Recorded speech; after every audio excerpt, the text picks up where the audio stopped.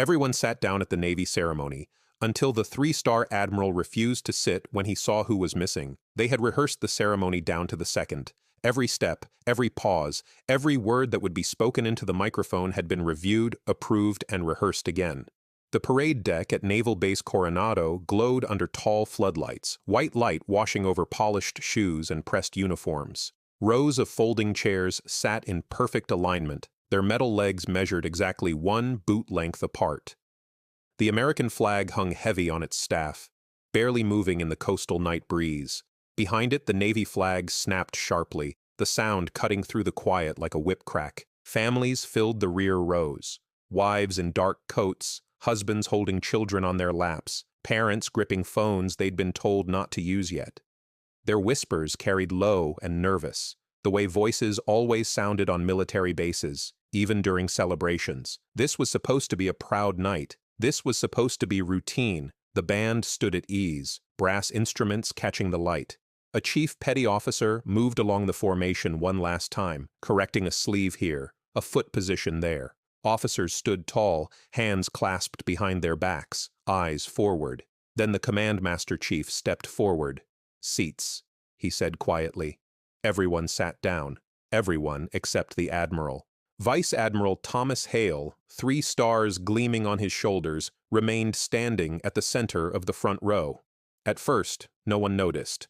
A 3-star admiral standing wasn't unusual. Sometimes they waited a moment longer. Sometimes protocol lagged behind authority. But seconds passed, and Hale didn't sit. The Master of Ceremonies froze with one hand hovering over the microphone. A junior lieutenant at the edge of the platform glanced over, confused, then snapped his eyes back forward, as if afraid he'd already done something wrong. Hale wasn't looking at the stage. He was staring at the chairs, specifically, one chair.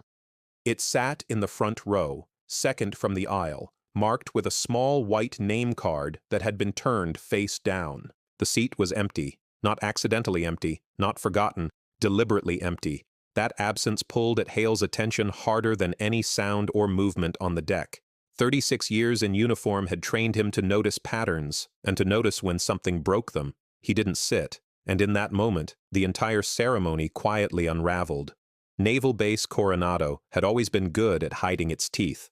To the outside world, it looked calm. Palm trees lining the perimeter, Spanish-style buildings glowing softly at sunset, the Pacific Ocean rolling in like a postcard. Tourists on nearby beaches had no idea what happened just beyond the fences. No idea that some of the most classified operations in the U.S. military began and ended on this stretch of land. Lieutenant Junior Grade Elena Ramirez knew better. She stood just off the parade deck, posture locked, chin level, eyes fixed on a point far ahead. Her dress whites were immaculate, creases razor-sharp, medals aligned perfectly over her heart. Her cover rested under her arm, fingers curled lightly around the edge. Anyone watching would see calm. They wouldn't see the tight knot in her chest. They wouldn't hear the way her heartbeat thudded too loud in her ears. They wouldn't know that the empty chair on the front row had her name on it. Elena had been told not to sit there, not officially. No paperwork, no written order. Just a quiet conversation in an office 3 weeks earlier. Administrative delay, her department head had said, not meeting her eyes. "Nothing to worry about. We'll straighten it out." She'd nodded, said, "Aye, sir." That was how things worked. You trusted the system. You waited. But waiting had a way of becoming something else. Now the delay had a physical form, a chair that everyone could see, a place where she should have been and wasn't. Elena kept her eyes forward. She did not look at the chair. She did not look at the Admiral, who was still standing. She did not allow herself to hope. Vice Admiral Hale had attended hundreds of ceremonies, promotion ceremonies, medal ceremonies, funerals. He could read a parade deck the way some men read weather. He knew when something was off before anyone else admitted it, and this was off. The operation tied to tonight's medal had crossed his desk months ago. Classified, compartmentalized, the kind of mission that never made headlines and never would. He'd signed off on the commendation himself. He knew the name, Lieutenant Junior Grade Elena Ramirez. He knew what she'd done. So when he saw the chair empty, a cold understanding settled in his gut. Someone had made a choice. Someone had decided that the clean version of events mattered more than the truth. Hale didn't sit because sitting would have meant accepting that choice. He turned slightly toward the base commander, a captain with a polished smile and eyes that flicked too often toward senior leadership. "Captain," Hale said quietly. "Yes, sir? Why is Lieutenant Ramirez not seated with the other honorees?" The captain hesitated. Just a fraction of a second. That was enough.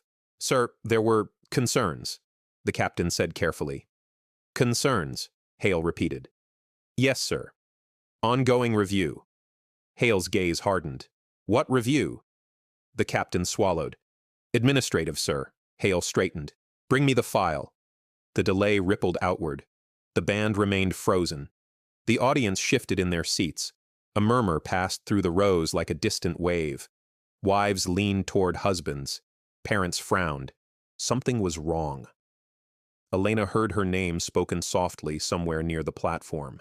She felt heat rise in her face, then forced it back down. She stayed where she was, muscles tight but controlled. A lieutenant from admin jogged across the deck, clutching a folder to his chest like it might explode if he loosened his grip. He handed it up to the platform with both hands. Vice Admiral Hale opened it. He did not rush. He read every page. The wind lifted the edges of the paper, snapping them lightly against his fingers. His face remained unreadable, but his jaw set harder with every paragraph. He saw the same pattern he'd seen too many times before. Ambiguity used as a shield. Caution mistaken for integrity. A junior officer left exposed to protect senior reputations. Hale closed the folder. The sound was sharp. "This ceremony will pause," he said into the microphone. The word pause echoed across the parade deck. No one moved.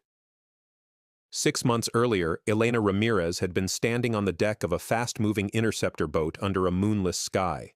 The Persian Gulf was black that night, the water absorbing light instead of reflecting it. The air smelled like salt and fuel. Engines growled low as the boat cut across the waves without navigation lights. The mission did not exist. It wouldn't be logged. It wouldn't be briefed outside a locked room. The people on board would never speak about it again, not to spouses, not to friends, not even to each other. A joint task element, Navy, intelligence, allied operators.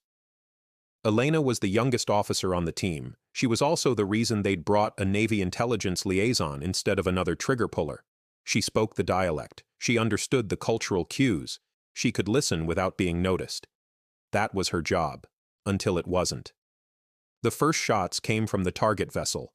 Muzzle flashes cut brief holes in the darkness. Rounds cracked overhead, snapping past the boat with a sound Elena felt more than heard. "Contact!" someone shouted. The boat lurched as the coxswain threw it hard to port. Elena grabbed for a handhold and missed. The explosion came from the waterline. A crude device triggered too early. The blast punched through the hull plating, throwing shrapnel and bodies alike. Elena hit the deck hard. Then the world disappeared. Cold water swallowed her. Sound vanished. Pressure crushed her chest as she sank, lungs burning. Training kicked in. She kicked free of tangled gear, surfaced, and sucked in air that tasted like smoke and oil. The team was scattered. One man was floating face down, his body dragging under the weight of his gear. Elena didn't think. She swam. By the time the operation ended, the sun was rising. The target vessel burned low in the water. Evidence was gone. Survivors were evacuated. Casualties were counted. The man Elena had pulled from the water lived. The report noted her actions in dry, careful language, demonstrated initiative beyond assigned role. That phrase would come back to haunt her. On the parade deck, Vice Admiral Hale lowered the microphone. "Lieutenant Ramirez," he said, his voice carrying across the formation. Elena stepped forward. Her shoes struck the deck in perfect cadence. She stopped 6 paces from the platform and snapped a salute, arm steady, hand sharp. Hale returned it. "Why are you not seated with the other honorees?" he asked. "I was ordered not to, sir. By whom?" She hesitated. "Just long enough to be honest. My department head, sir." "On whose authority?" "I don't know, sir." Hale nodded once. "Neither do I." This is where the story really begins. The silence after the Admiral's words felt heavier than any command ever shouted across a deck. Vice Admiral Hale stood motionless on the platform, eyes fixed on the officers in front of him. He didn't look angry. That was the unsettling part. Anger could be dismissed, explained away, managed. This was something colder. Around the parade deck, people shifted in their chairs, unsure whether they were allowed to move at all.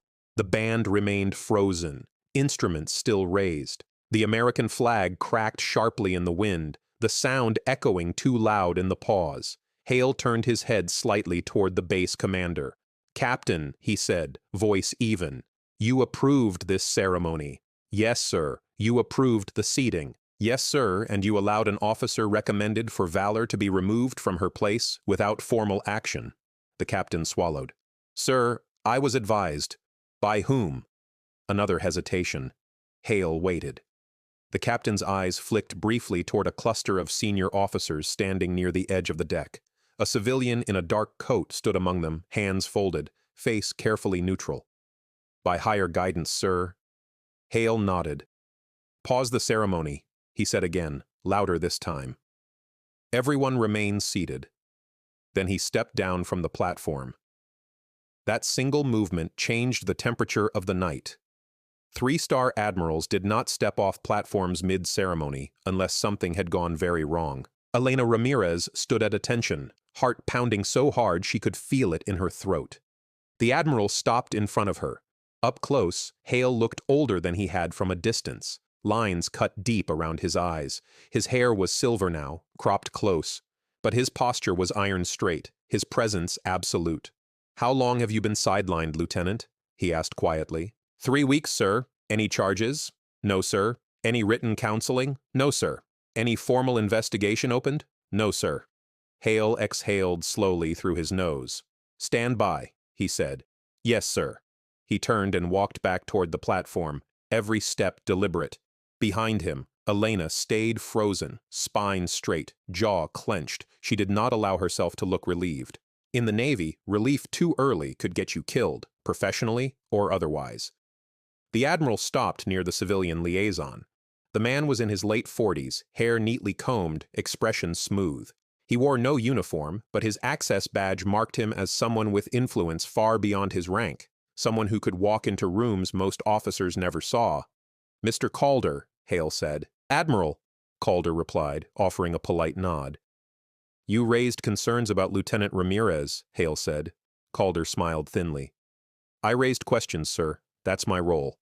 "About what? About scope? About protocol? About optics?" Hale's eyes narrowed slightly. "Optics," he repeated. "Yes, sir. The operation was sensitive. Some actions taken fell outside the original tasking." "Saved a man's life," Hale said. Calder spread his hands. "No one disputes the outcome, but procedures matter." "They do," Hale agreed. "So does courage." Calder's smile faded. Hale returned to the microphone. "Ladies and gentlemen," he said, voice carrying across the deck, "we will proceed with this ceremony in a manner consistent with Navy values." He gestured toward the empty chair. "Lieutenant Ramirez," he said, "take your seat." For a split second, Elena didn't move. Then training took over. She stepped forward, turned, and sat. The chair felt cold beneath her. Solid, real. Around her, the front row shifted. Some officers stared straight ahead. Others glanced sideways, curiosity and discomfort mixing in their expressions. Vice Admiral Hale remained standing.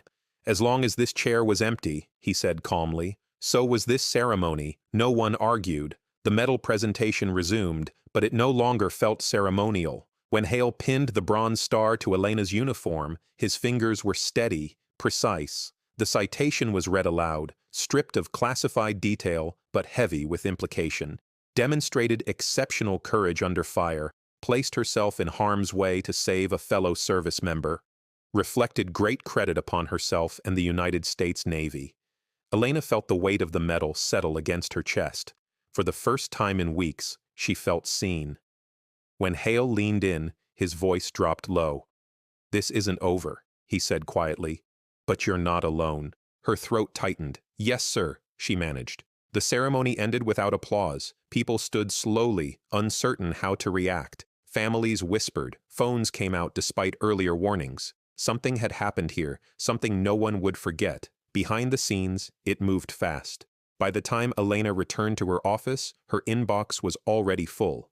Meeting requests, urgent flags, carefully worded messages from people who had avoided her for weeks.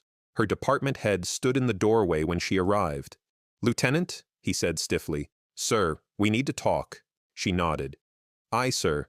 The room felt smaller with the door closed. The department head didn't sit. Neither did Elena. "I want you to understand," he began, choosing his words carefully, "that none of this was personal." Elena said nothing. "There were pressures," he continued. "External pressures." "Sir," she said evenly. "May I speak freely?" He hesitated, then nodded. "Yes." "With respect," Elena said, "I followed orders. I acted to save a life. If that created a problem, I was never informed." The department head rubbed a hand over his face. "That's part of the issue," he admitted. "The operation didn't go as cleanly as planned, so I became the variable," Elena said. He didn't deny it. 2 days later, the inquiry was officially opened. Vice Admiral Hale did not announce it publicly. He didn't need to. The orders came down quietly, routed through channels that couldn't be ignored. Statements were requested. Logs were reviewed. Emails resurfaced. Elena was interviewed for 6 hours. She answered every question the same way, clearly, calmly, without embellishment. She told the truth. That was enough. What emerged wasn't a crime. It was worse, a pattern. A senior civilian advisor had flagged the mission as politically sensitive. A captain had decided it was safer to distance the command from anything that might draw attention. A department head had complied rather than push back. No one had intended to destroy Elena's career. They just hadn't protected it. Vice Admiral Hale read the interim findings late at night in his quarters. He'd seen this before. Young officers asked to absorb risk so the institution could stay clean. It never sat right with him.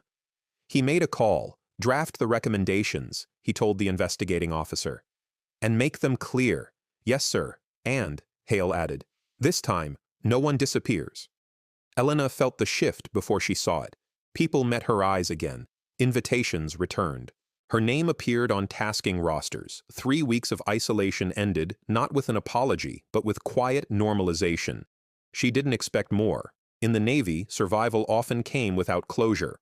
A month later, Vice Admiral Hale returned to Coronado. This time, there was no ceremony, just a closed-door meeting. The civilian liaison was reassigned. The captain received formal counseling placed in his record. The department head was transferred. No press release, no headlines. But the message moved fast. On his way out, Hale passed Elena in the hallway. She snapped to attention. "At ease," he said. She relaxed slightly. "Lieutenant," Hale said, "what you did out there, on the water, that matters." "Yes, sir." "Remember this," he continued. "The Navy isn't perfect, but it's worth fighting for when it gets it wrong." She nodded. "I will, sir." That night, Elena stood watch, overlooking the dark water beyond the base. The ocean was calm. She touched the metal lightly beneath her coat. She hadn't stood out. She hadn't shouted. She had just done her job, and sometimes that was enough. The night watch had a way of stripping things down to their essentials. No meetings, no politics, no voices except the wind and the distant crash of surf beyond the seawall. Lieutenant Elena Ramirez stood alone at the edge of the base, hands resting lightly on the railing, eyes scanning the dark water. The lights from the pier cast long reflections across the bay, broken only by the slow movement of patrol craft easing in and out.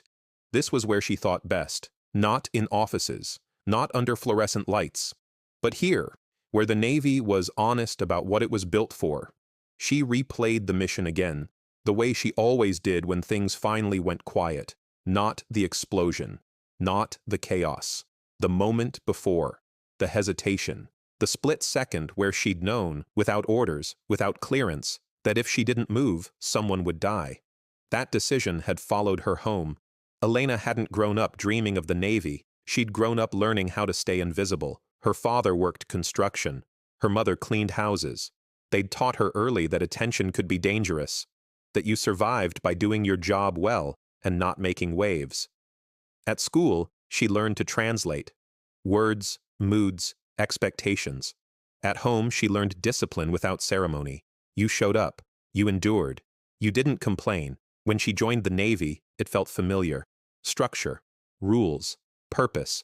What surprised her was how often courage looked like silence. Her first deployment had taught her that. She'd been a brand new ensign, fresh out of training, assigned to an intelligence cell that worked odd hours and spoke in acronyms. She'd watched senior officers argue over slides while information aged into uselessness. She'd learned to speak up carefully, to choose moments, to survive. That instinct had carried her onto the team for the Gulf operation.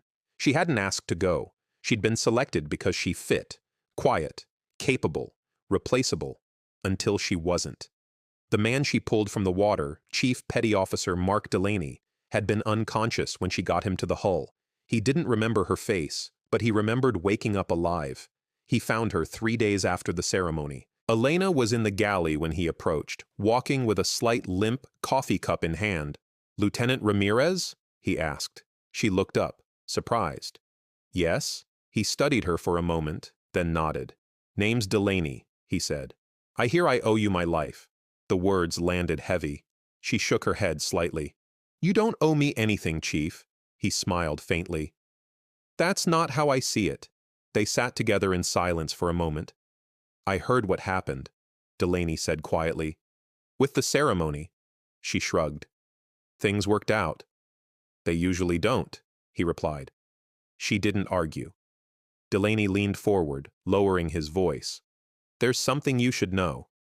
She met his eyes.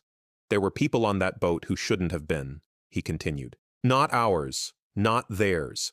Somebody cut corners." Elena felt a chill. "That part never made the report," Delaney said. "But it's going to come back. It came back faster than anyone expected." 2 weeks later, Elena was pulled from her regular duties and reassigned to a small joint analysis cell operating out of a secure facility on base. No explanation. No timeline. She didn't ask.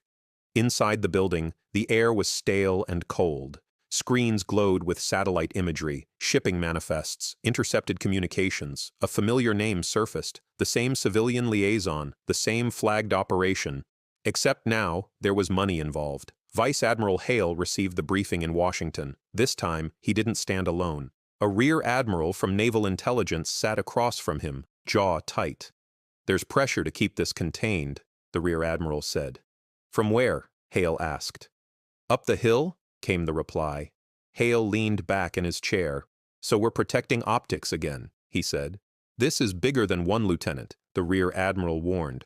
Hale's eyes hardened. "That's exactly why it matters." Elena worked 18-hour days. She traced shipping routes, cross-referenced shell companies, matched timestamps no one else wanted to see. The pattern was unmistakable. Weapons diverted, oversight bypassed, accountability blurred. Someone high enough to feel untouchable had assumed no one would notice. They were wrong. The turning point came at 0300. Elena sat alone in the analysis room, eyes burning, coffee long gone cold. She stared at a manifest she'd already reviewed twice. Then she saw it. A discrepancy so small it felt intentional. A vessel listed as decommissioned, still moving. She cross-checked. Her pulse spiked. She tagged the file and sent it up the chain. Then she waited. The response came an hour later. "Stand by." That was never a good sign. Vice Admiral Hale received the update as dawn broke over the Potomac. He didn't smile. "Prepare a briefing," he said. "Full exposure. This will burn people," his aide warned. Hale stood. "Good." Elena was called into a secure conference room that afternoon. The civilian liaison was there. So was Vice Admiral Hale.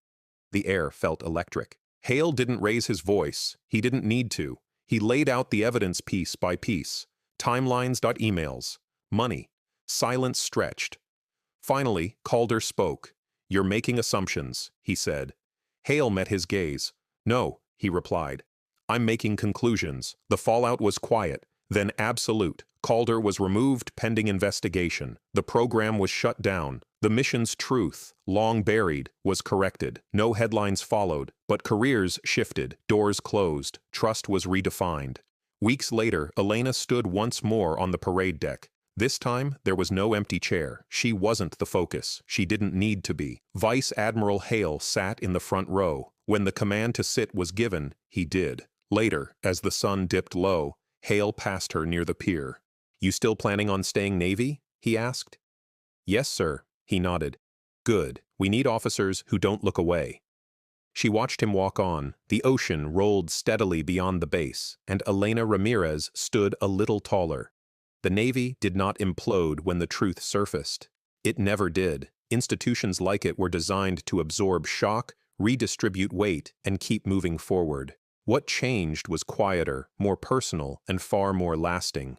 People started watching their words more carefully. Emails were written with intention. Meetings ended with decisions instead of deferrals, and junior officers noticed something they hadn't before. Silence was no longer the safest option. Elena felt the shift in small ways. A commander stopped her in the hallway to ask her opinion and waited for the answer. A senior chief invited her to sit in on a planning session she had no formal reason to attend. Her department head's replacement, a woman with 20 years of sea time and no patience for politics, called her into the office on day one.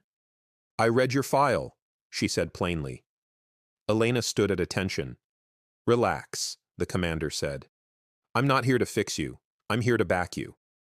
Elena exhaled for the first time in weeks. Not everyone was grateful. There were officers who avoided her now. Others smiled too easily. She understood why. Truth had a way of rearranging hierarchies. Vice Admiral Hale faced his own reckoning. In Washington, doors opened more slowly. Conversations ended more abruptly. Invitations stopped coming. He accepted it without complaint. When asked privately why he'd pushed so hard over one lieutenant, he answered the same way every time: because she didn't disappear. That answer unsettled people. The final report landed 3 months after the ceremony. It was thorough, unavoidable. No one could say they hadn't known. The civilian liaison resigned before charges were filed. The captain took early retirement. The oversight structure was rewritten. No press release followed, but internally it was seismic. Elena received her promotion on time. The day she pinned lieutenant, her parents stood in the crowd, unfamiliar with the base, eyes shining.